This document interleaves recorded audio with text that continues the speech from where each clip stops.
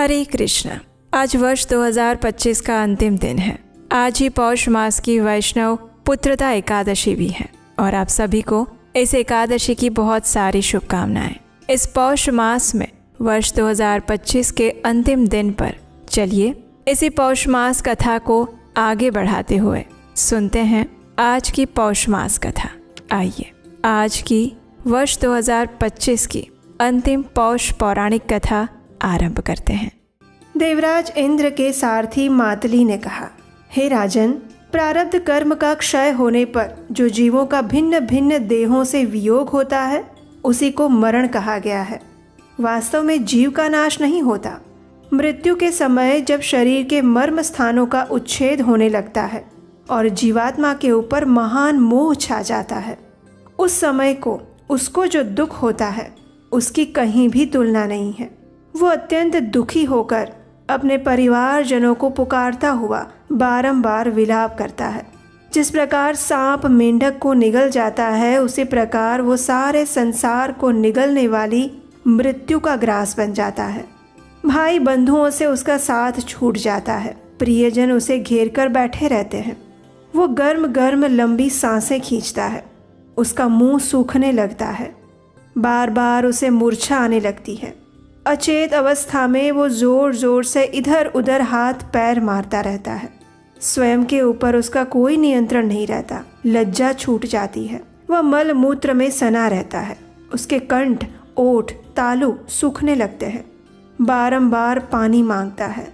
कभी धन के विषय में चिंता करने लगता है तो कभी परिवार वालों के विषय में। यमदूत उसे कालपाश में फिर बांध कर घसीट कर ले जाते हैं। उसके कंठ में घर घर आवाज होने लगती है। इस प्रकार दूतों को देखते देखते उसकी मृत्यु हो जाती है। जीव एक देह से दूसरी देह में चला जाता है। हे राजन, इस संसार का संपूर्ण जीवन ही अत्यंत कष्टप्रद है।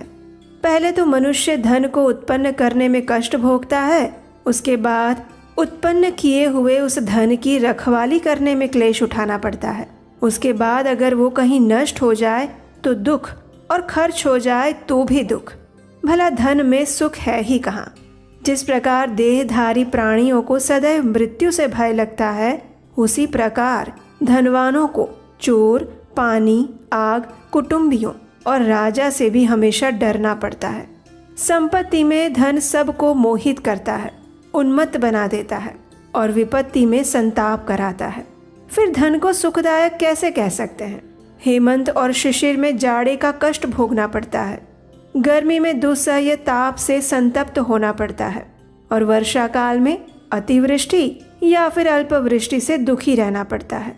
इस प्रकार विचार करने पर काल में भी सुख कहाँ है। और यही अवस्था परिवारजनों की भी है। पहले तो विवाह के अंदर विस्तार पूर्वक खर्च हो जाए तो दुख होता है।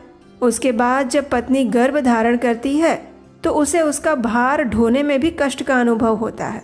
प्रसव काल में अत्यंत पीड़ा भोगनी पड़ती है और उसके बाद संतान होने पर उसके मल मूत्र उठाने में क्लेश होता है। कन्या के विवाह का समय आ रहा है, उसके लिए कैसा वर मिलेगा, इत्यादि चिंताओं के भार से दबे हुए कुटुंबी जनों को कैसे सुख मिल सकता है। राज्य में भी कोई सुख नहीं है। सदैव संधि और विग्रह की चिंता लगी रहती है। जहाँ पुत्र से भी भय प्राप्त होता है वहाँ सुख कैसा। कोई भी राजा राज्य छोड़कर वन में प्रवेश किए बिना इस भूतल पर विख्यात नहीं हो सका है। जो सारे सुखों का त्याग कर देता है वही निर्भय होता है। हे राजन, पहनने के लिए 2 वस्त्र हो और भोजन के लिए सेर भर अनाज, बस इतने में ही सुख है। मान सम्मान, छत्र, चमर, राज सिंहासन, ये सब तो मात्र दुख देने वाले हैं। समस्त भूमंडल का राजा ही क्यों ना हो, एक झटके नाप की भूमि ही उसके उपभोग में आती है। जल से भरे हजारों घड़ों द्वारा अभिषेक कराना क्लेश और श्रम को ही बढ़ाता है। इस प्रकार विचार करके देखा जाए तो राज उचित भोगों से भी क्या सुख मिलता है। अगर किसी राजा से युद्ध छिड़ जाए तो एक दूसरे को जीतने की इच्छा से सदैव चिंता मग्न रहते हैं। नहुष आदि बड़े बड़े राजा भी राज्य लक्ष्मी के मद से उन्मत्त होकर स्वर्ग में जाकर भी वहां से भ्रष्ट हुए हैं। इस प्रकार लक्ष्मी से भी कहाँ सुख मिलता है और फिर स्वर्ग में भी सुख कहाँ है।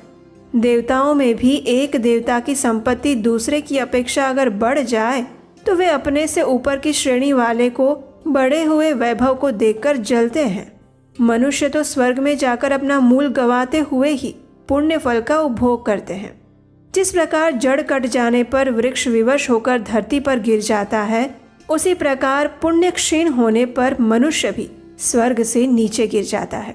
स्वर्ग से लौटने पर शरीरधारियों को मन, वाणी और शरीर से किए हुए अनेक प्रकार के भयंकर पाप फिर से भोगने पड़ते हैं।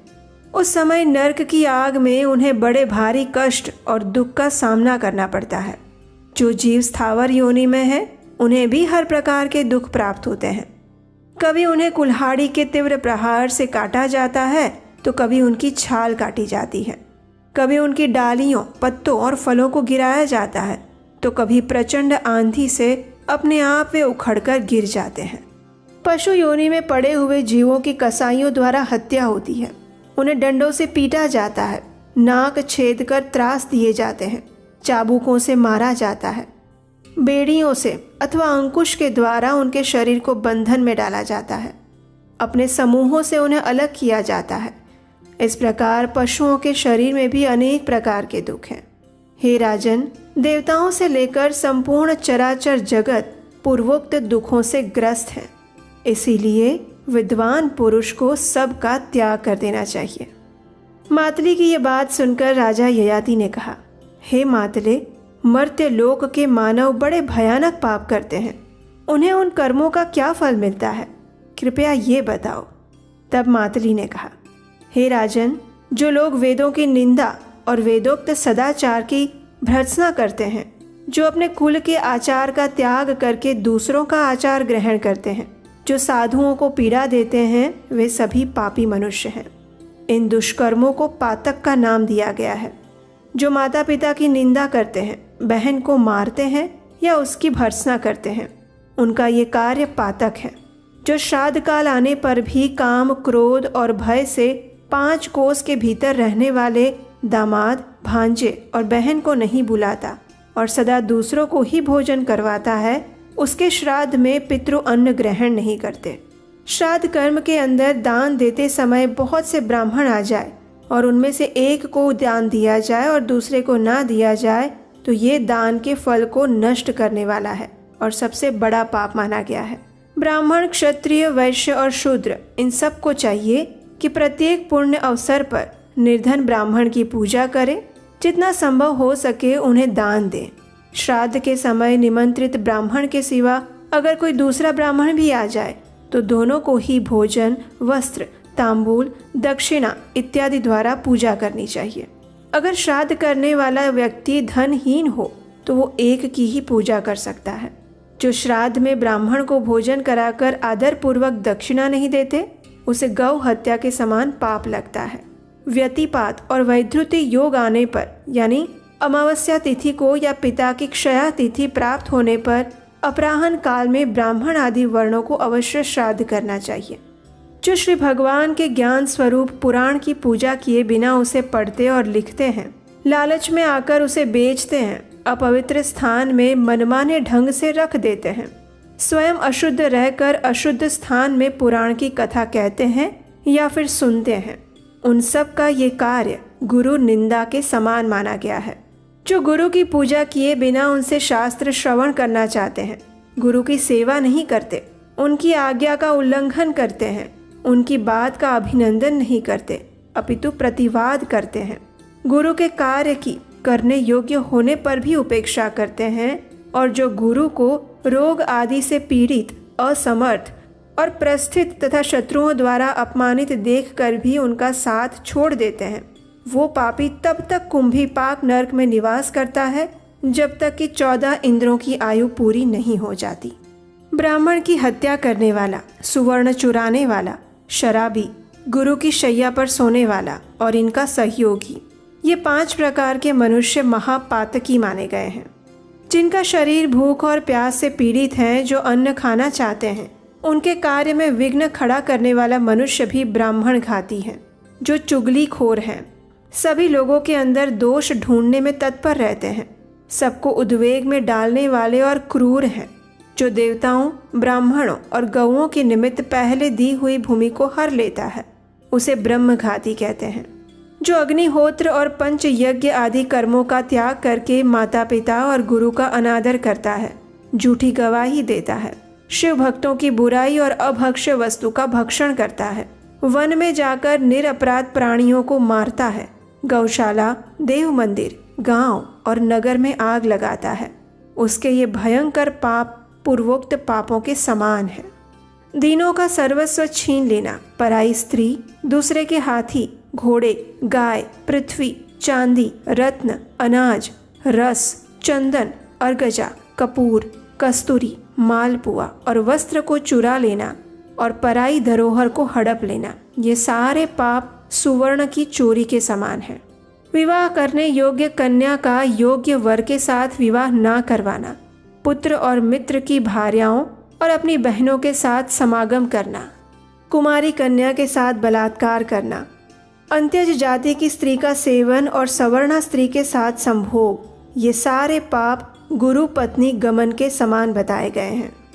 जो मनुष्य झूठ बोलता है, स्वामी, मित्र और गुरु से द्रोह करता है, माया रचता है, जो स्त्री, पुत्र, मित्र, बालक, वृद्ध, दुर्बल मनुष्य, भृत्य, अतिथि, बंधु बांधवों को भूखा छोड़कर अकेले ही भोजन करता है, जो स्वयं तो खूब मिठाई खाता है लेकिन दूसरों को अन्न भी नहीं देता, उन सब को अलग अलग पातकी समझना चाहिए। विद्वान पुरुषों ने उनकी बड़ी निंदा की है, जो स्वयं नियम लेकर फिर उन्हें छोड़ देते हैं, जिन्होंने दूसरे के साथ धोखा किया है, जो मदिरा पीने वालों के संसर्ग में रहते हैं, घाव और रोग से पीड़ित तथा भूख प्यास से व्याकुल गाय का यत्नपूर्वक पालन नहीं करते, वे गौ हत्यारे माने गए हैं, उन्हें नर्क की यातना भुगतनी पड़ती है। जो हर प्रकार के पापों में डूबे रहते हैं, साधु, ब्राह्मण, गुरु और गाय को मारते हैं, सन्मार्ग में स्थित अपनी पत्नी या निर्दोष स्त्री को पीटते हैं, जिनका सारा शरीर आलस्य से व्याप्त रहता है और जो बार बार सोते रहते हैं, जो दुर्बल पशुओं को काम में लगाते हैं, बलपूर्वक हाँकते हैं, घायल होने पर भी उन्हें जोतते हैं, ये सब महापापी हैं। जो भूख प्यास और परिश्रम से पीड़ित घर पर आए हुए अतिथि का अनादर करते हैं, वे नर्कगामी होते हैं। जो ब्राह्मण अन्यायी राजा से दान लेते हैं, उन्हें भी घोर नरकों में जाना पड़ता है। पाप आचारी पूर्ववासियों का पाप राजा का ही समझा जाता है, इसलिए राजा को उस पाप से डर कर प्रजा को शासन में रखना चाहिए। विनय और सदाचार से युक्त मनुष्य अगर भूल से मलिन आचार में लिप्त हो जाए तो उनके लिए गुरु ही शासक माने गए हैं। गुरु ही कोई प्रायश्चित करवाकर उनके पाप धो सकते हैं, फिर ऐसे लोगों को यमराज के पास नहीं जाना पड़ता। पर स्त्री, लंपट, चोर और अन्यायपूर्ण बर्ताव करने वाले पुरुषों पर राजा का शासन होता है और राजा ही उनके दंड विधाता माने गए हैं। लेकिन जो पाप छिपकर किए जाते हैं, उनके लिए धर्मराज ही दंड का निर्णय करते हैं। इसलिए अपने किए हुए पापों के लिए प्रायश्चित करना चाहिए, अन्यथा वे करोड़ों कल्पों में भी नष्ट नहीं होते। हे राजन, इस प्रकार संक्षेप में मैंने आपको पापों के भेद बताए हैं। अब आप क्या सुनना चाहते हैं? तब राजा ययाति ने कहा, हे मातले, अधर्म के सारे फलों का वर्णन तो मैंने सुन लिया, अब मुझे धर्म का फल बताओ। और इस प्रकार राजा के पूछने पर मातली धर्म के विषय में बताते हैं, और वो क्या है वो हम सुनेंगे हमारी आने वाली इसी पौष मास कथा श्रृंखला की अगली कड़ी में। अगर आप भी हमारे इस वैदिक ज्ञान के प्रमाणभूत प्रचार कार्य में सहायता करना चाहते हैं तो स्क्रीन पर दिए गए नंबर पर अपना आर्थिक योगदान भेज सकते हैं। और अगर आज की कथा अच्छी लगी है तो उसे लाइक, शेयर और सब्सक्राइब कीजिए। हम आपसे मिलेंगे बहुत जल्द एक नई कथा के साथ, कल प्रातःकाल। हरे कृष्णा।